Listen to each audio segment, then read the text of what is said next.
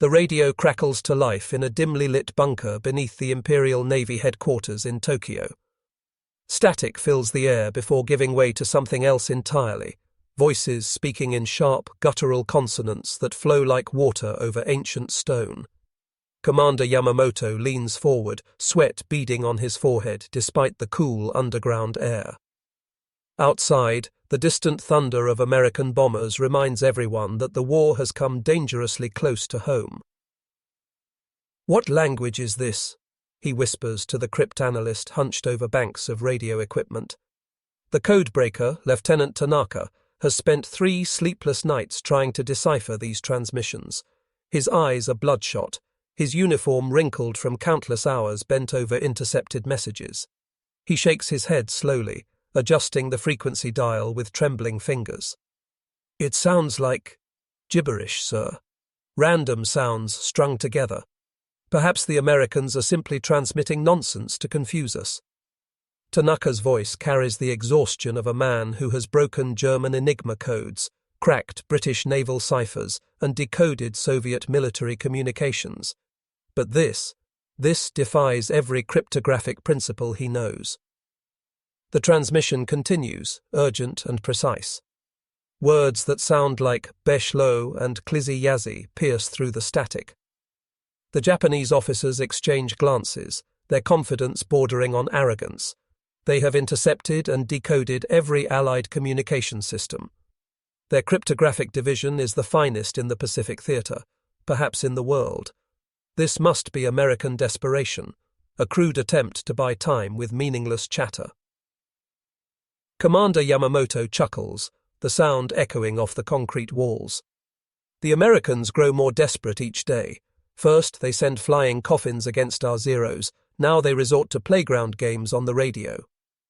He straightens his untershas form and turns toward the door. "Continue monitoring, Lieutenant. When they return to real military communications, we will be ready." As the heavy door closes behind him, Tanaka remains alone with the ghostly voices. He doesn't yet understand that he's listening to something far more dangerous than any code the Japanese Empire has ever faced. These aren't random sounds at all. They're the precise, ancient words of a people who have guarded their secrets for centuries, now wielding their language like an invisible weapon across the vast Pacific battlefield. 6,000 miles from that Tokyo bunker, the high desert of the American Southwest stretches endlessly under a canopy of stars. Here, among red sandstone mesas and windswept canyons, the Diné, the Navajo people, have maintained their traditions for over 1,000 years. The language that confounds Japanese codebreakers was shaped by this harsh, beautiful landscape, its complex grammar and unique sounds reflecting the complexity of a culture that has endured conquest, displacement, and persecution. In a modest home on the reservation, 80-year-old Annie Begay rocks gently on her front porch, her weathered hands working traditional patterns into a blanket. She hums an ancient lullaby in Diné Bizard, the Navajo language, the same melody her grandmother sang to her in these same canyons decades ago. Her grandson Tommy sits beside her, listening to stories that stretch back generations. He doesn't know it yet, but in 6 months he'll be crouched in a muddy foxhole on a Pacific island, speaking this very language into a military radio while Japanese artillery pounds the beach around him. The Navajo language is unlike any other on Earth. It belongs to the Athabascan family, related to languages spoken in Alaska and Western Canada, but separated by centuries of migration and cultural evolution. Its verb system is so complex that linguists struggle to catalogue all its forms. A single word can convey not just action, but the shape of the object being acted upon, whether the speaker witnessed the event directly, and dozens of other subtle meanings lost on outsiders. For generations, government boarding schools tried to erase this linguistic complexity.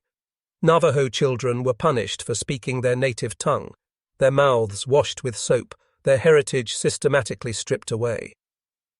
"Kill the Indian, save the man," was the motto emblazoned above school entrances. Yet, the language survived, hidden in quiet conversations between grandparents and grandchildren, whispered in sacred ceremonies, carried in the hearts of a people who refused to let their voices be silenced. Now, as America fights for its survival in the Pacific, this primitive language that bureaucrats tried to destroy is about to become the most sophisticated military communication system in history. The same complex grammar that frustrated government teachers will prove impossible for enemy codebreakers to unravel. The isolation that once seemed like weakness will become an unbreachable fortress of sound. Young Tommy Begay gazes across the desert toward the setting sun, unaware that his grandmother's lullabies and his own fluent dîner bizarre will soon carry the power to coordinate massive naval battles and save thousands of American lives. The ancient voices of his ancestors are about to echo across a modern war. The idea that would revolutionize military communications came from an unlikely source, a middle-aged engineer named Philip Johnston, who had grown up on the Navajo reservation as the son of missionaries. In February 1942, as American forces reeled from Pearl Harbor and the Philippines fell to Japanese advance, Johnston walked into the Marine Corps offices in Los Angeles with a proposal that sounded like science fiction. "Gentlemen," he said to a room full of skeptical officers, "what if I told you there was a language that no enemy cryptographer could possibly break, not because it uses complex codes, but because fewer than 30 people outside the Navajo Nation have ever learned to speak it fluently?" Colonel James Jones leaned back in his chair, studying this civilian who claimed to have the solution to their greatest strategic weakness. The Japanese had already broken every American code, intercepting crucial battle plans and troop movements. Ships sailed into ambushes. Aircraft flew into prepared defenses. The Pacific War was becoming a deadly game of poker with marked cards, and America was losing badly. Johnston demonstrated by having 2 Navajo men simulate military communications in their native language. The Marine officers watched in fascination as complex tactical information flowed in rapid-fire dîner bizarre. When they brought in their best cryptographers to attempt decryption, the experts threw up their hands in defeat within hours. The language's structure defied every known method of code breaking. Within weeks, Marine recruiters arrived on the Navajo reservation, looking for young men who were fluent in both Navajo and English. They found them tending sheep in remote canyons, working in trading posts, attending mission schools. 29 volunteers stepped forward for the first class, ranging in age from 15 to 35. Many had never been certitins, more than 50 miles from home. At Camp Pendleton, these Navajo recruits faced the most intensive military training imaginable. They learned Marine tactics, radio operation, and battlefield protocol. But their most crucial task was developing a military vocabulary that didn't exist in their ancient language. How do you say tank in Navajo? They chose turtle. Fighter plane became hummingbird. Submarine was iron fish. The first field test came during training exercises in California. While military observers timed standard encryption and transmission procedures, which took hours to encode, send, and decode, the Navajo Code Talkers transmitted the same information in minutes with absolute accuracy. Seasoned officers who had dismissed Johnston's idea as fantasy now leaned forward, realizing they were witnessing something unprecedented. As the 29 original Code Talkers prepared for deployment to the Pacific Theater, none of them fully grasped the magnitude of what lay ahead. They were about to carry their ancestors' voices into the bloodiest island battles in human history, speaking words that would coordinate massive amphibious assaults, while enemy listeners remained completely in the dark. Half a world away, in the war rooms beneath the Imperial Palace, Japanese intelligence officers gathered around maps covered in red pins marking their Pacific conquests. The rising sun flag flew from Wake Island to the Philippines, from the Aleutians to the edge of Australia. Victory seemed inevitable, ordained by the gods themselves. Admiral Isoroku Yamamoto, architect of Pearl Harbor, studied intercepted American communications with the confidence of a chess master who could see 20 moves ahead.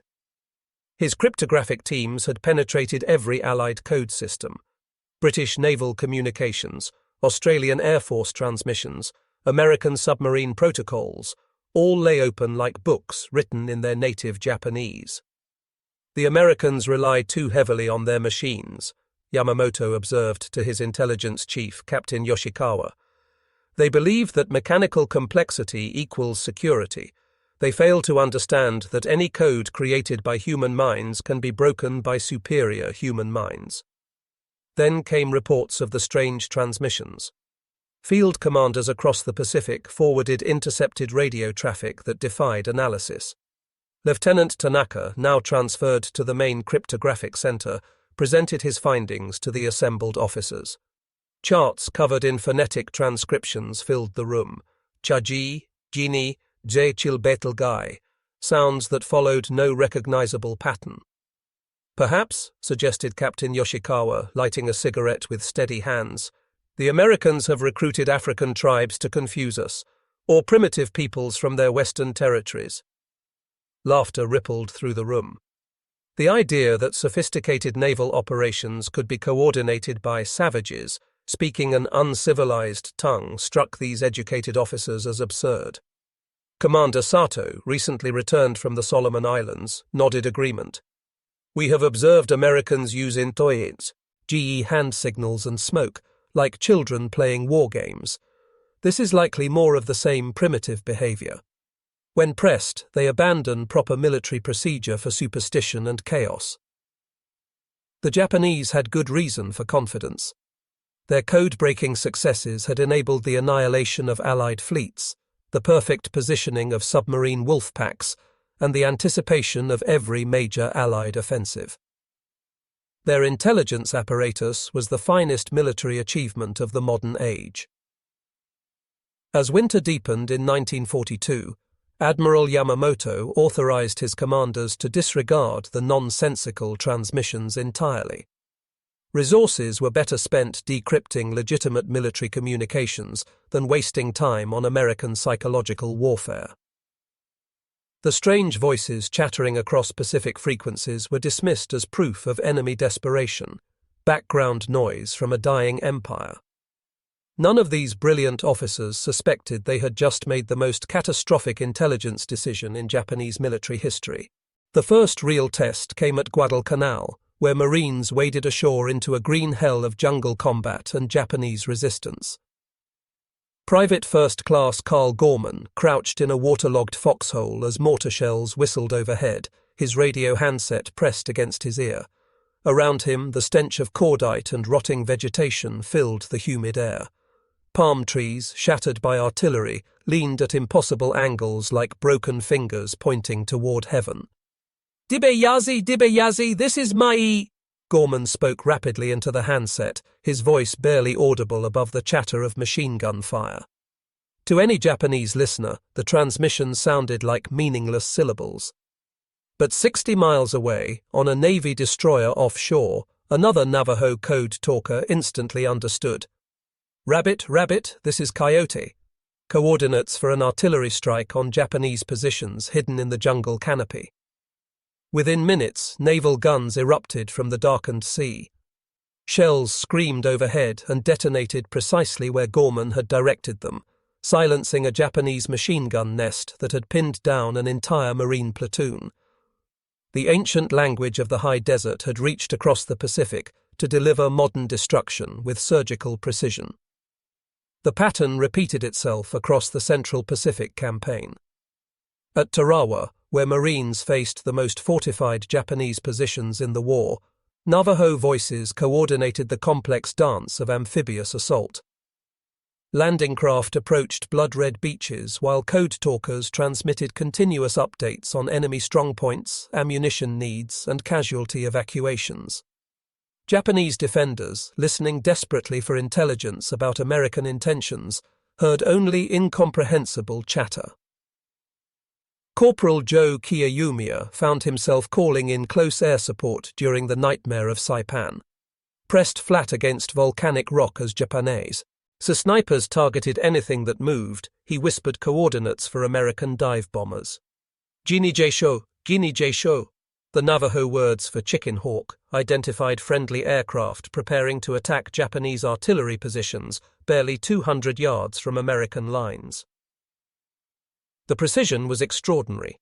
While conventional military codes required lengthy encryption and decryption procedures, Navajo transmissions flowed at conversational speed. Complex battle plans that would normally take hours to communicate securely now transferred in minutes. American commanders could adapt to rapidly changing tactical situations, while their Japanese counterparts remained blind and deaf to Allied intentions. Japanese intercept stations recorded everything, filling archives with thousands of hours of Navajo transmissions. Teams of cryptographers worked around the clock, applying every known technique of mathematical analysis, frequency study, and linguistic reconstruction. They brought in specialists in Native American languages, anthropologists familiar with indigenous cultures, even prisoners of war who might recognize regional American dialects. All efforts failed completely. The Navajo language structure resisted every conventional approach to code breaking. Its complex verb systems, tonal variations, and cultural context remained as opaque to Japanese cryptographers as ancient hieroglyphics. Each intercepted transmission only deepened the mystery. As American forces island-hopped closer to Japan itself, the invisible advantage grew stronger.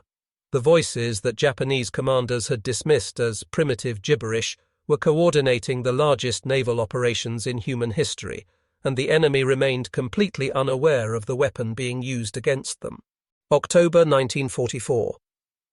The Philippine Sea spreads like black silk under a canopy of stars, broken only by the phosphorescent wakes of the largest naval armada ever assembled.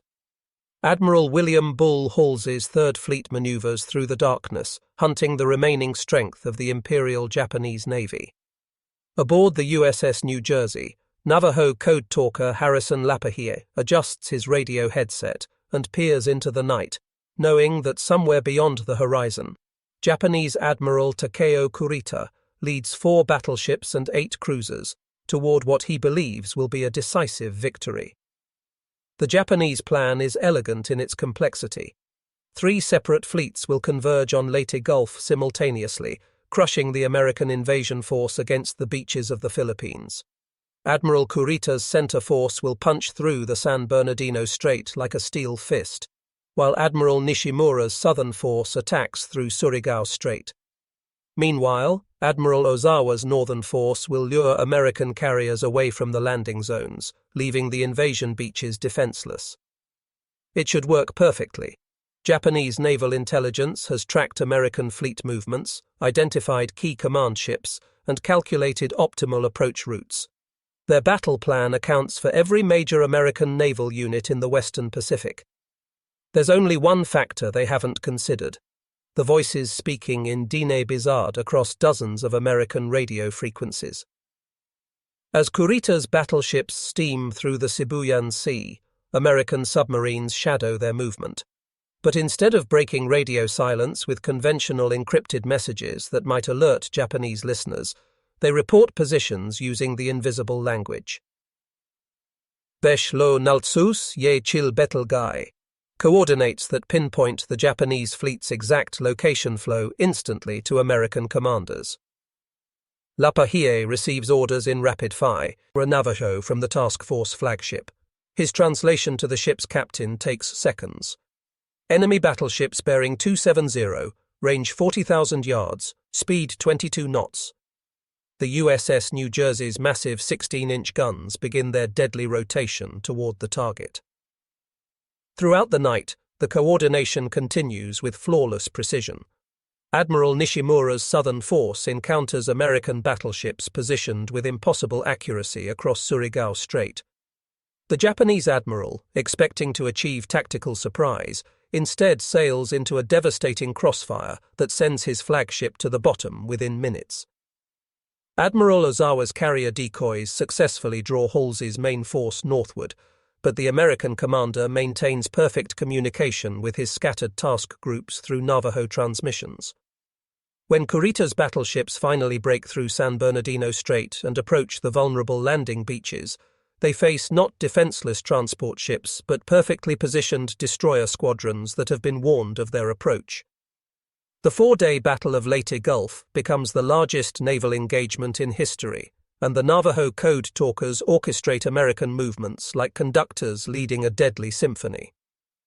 Japanese admirals, accustomed to intercepting and deciphering enemy communications, fight blind while their opponents coordinate with supernatural precision. As dawn breaks over Leyte Gulf on October 26th, the once mighty Imperial Japanese Navy lies shattered beneath the Philippine waters. The trap has been sprung, and the hunters have become the hunted, defeated by voices they never understood and a language they never recognized as the weapon that sealed their fate. In the aftermath of Leyte Gulf, Admiral Kurita's surviving staff officers gathered in the wardroom of a damaged heavy cruiser, their faces gaunt with exhaustion and disbelief. Charts scattered across the table showed the devastating scope of their defeat. 4 aircraft carriers sunk, 3 battleships destroyed, and nearly half the Imperial Navy's remaining strength obliterated in just 4 days of fighting. "How did they know?" Commander Ito whispered, his voice barely audible above the sound of damage control teams working in the corridors outside. Every approach, every formation change, every tactical maneuver. They anticipated everything. He stared at intercept reports filled with those same incomprehensible transmissions that had puzzled Japanese intelligence for over 2 years. Captain Yoshikawa, the intelligence officer who had once laughed at reports of primitive American communications, now studied the phonetic transcriptions with desperate intensity. Thousands of hours of recorded Navajo transmissions filled Japanese archives, but they remained as mysterious as they had been on the first day of interception. His cryptographic teams had applied every technique known to military intelligence, consulted with linguists from Tokyo Imperial University, even captured and interrogated American prisoners of war who might shed light on the mystery. The breakthrough never came. Unlike conventional codes that revealed patterns under mathematical analysis, the Navajo language followed organic structures that had evolved over centuries of cultural isolation. Each word carried layers of meaning invisible to outsiders, embedded with cultural context that no amount of academic study could penetrate. The Japanese had been fighting an enemy who possessed perfect intelligence, while they themselves remained completely deaf to American intentions. Rear Admiral Ugaki Yamamo, II's former chief of staff, received reports from across the Pacific Theater, painting the same humiliating picture. At Iwo Jima, Japanese defenders had prepared for American landings in entirely wrong locations because they couldn't decipher Navajo coordination of the assault. During the Okinawa campaign, kamikaze pilots flew into empty ocean, while American task forces, warned by incomprehensible radio chatter, maneuvered safely away from planned attack routes. The realization struck Japanese command like a physical blow. They had been outmaneuvered not by superior technology or overwhelming numbers, but by voices speaking an ancient language that predated their empire by centuries. The gibberish they had dismissed with colonial arrogance was the most sophisticated military communication system ever deployed. As American B-29s began appearing over Japanese cities with increasing frequency, Admiral Ugaki composed his final intelligence assessment. His hands trembled as he wrote the words that would haunt Japanese military historians for generations. "We have been defeated by an enemy we never recognized and a weapon we never understood. The voices that seemed like meaningless noise were our destruction, speaking in a tongue that our greatest minds could not penetrate." The rising sun flag that had flown triumphant across the Pacific now flew at half-mast, lowered by words whispered in Diné-Bizaad. Today, rusted hulks of Japanese warships rest on Pacific coral reefs, their steel bones colonized by tropical fish and tangled in seaweed. Divers exploring the remains of Admiral Kurita's flagship still find radio equipment in the ship's communications center. Silent receivers that once strained to decode the voices that brought about their destruction. On the Navajo Nation, in a modest home near Window Rock, 93-year-old Harrison Lapahi sits with his great-grandson, teaching him words in Diné-Bizaad that once coordinated the movements of mighty fleets.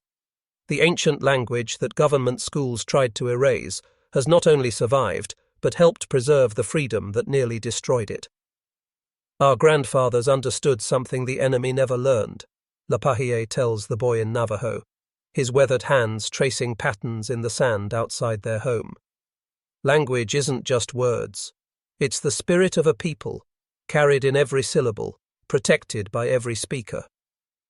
His great-grandson listens intently, unconsciously absorbing the same complex grammar and cultural nuances that once proved unbreakable to Japanese cryptographers. The code talkers returned home to the same reservation poverty and systemic discrimination they had left behind. For decades, military secrecy prevented them from discussing their wartime service. Many carried their stories in silence, honored by their communities, but unknown to the wider world that owed them so much. Only in 1968 did the Pentagon declassify the Navajo Code Talker program, finally allowing these quiet heroes to receive recognition for their extraordinary service. Medals and ceremonies followed, but for many veterans, the greatest victory was simpler: the knowledge that their language, their culture, and their people had played a crucial role in defending the values of freedom and dignity. In 2001, the original 9 code talkers received congressional gold medals. By then, most were elderly men in their 70s and 80s, their hair white as desert sand, their eyes still sharp with intelligence and quiet pride. They had kept their word to the Marine Corps and to their ancestors, proving that the voices dismissed by arrogant enemies could change the course of history. The wind still carries Navajo words across the high desert, and in those ancient syllables the echoes of victory still resonate across generations.